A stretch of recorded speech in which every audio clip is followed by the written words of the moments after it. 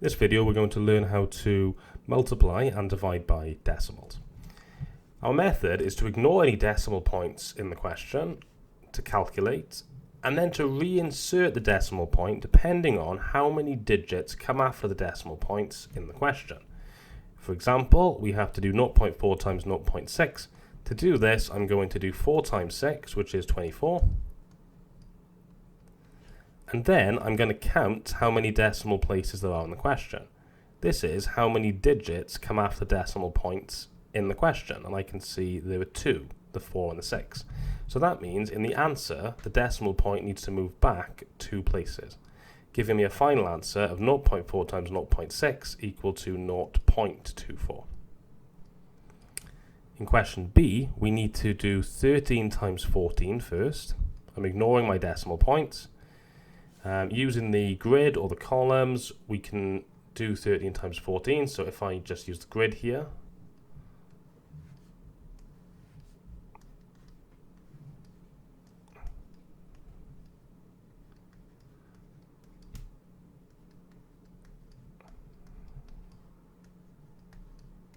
I can see that 13 times 14 is 182. In the question, I have 2 numbers after decimal points, the 3 and the 4. So I can move the decimal point back twice, giving me a final answer of 1.82. In question C, I need to do 345 times 24, and then reinsert my decimal point. This time I'm going to use the column method.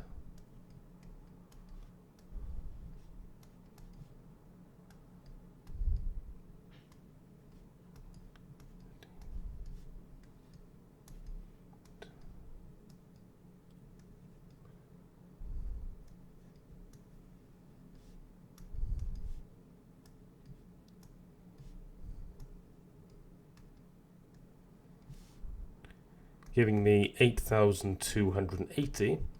I have 3 digits after my decimal point, so my decimal would have to go back 3 places in the answer, giving me an answer of 8.28.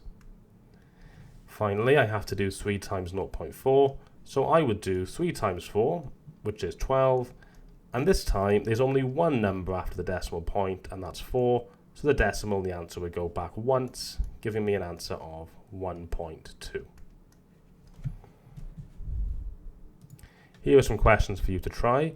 Have a go at them now, pause the video, and when you're ready for the answers, press play. Here are the answers. To divide by decimals, we first write the question as a fraction, because again, any division can be represented as a fraction and vice versa.